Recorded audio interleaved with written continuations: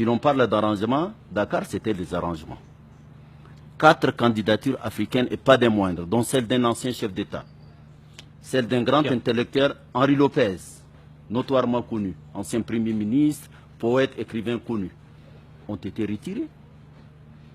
Nous l'avions fait avec beaucoup d'élégance et beaucoup de retenue. La francophonie est une organisation interétatique, intergouvernementale. Généralement, les États procèdent ainsi.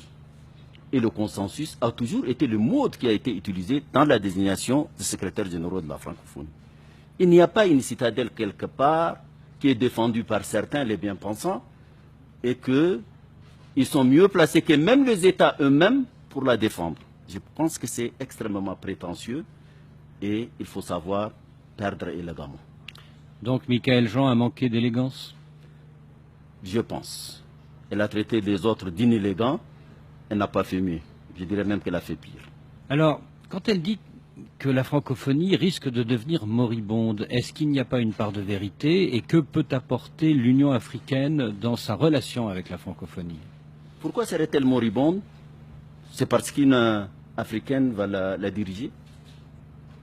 C'est ça. C'est ce que je traite de prétentieux. On ne travaille pas dans le vide. C'est une organisation, je me répète, intergouvernementale. Ces valeurs ont été adoptées souverainement par ces États. Il y a des mécanismes qui sont en place et qui s'exécutent dans des théâtres bien précis.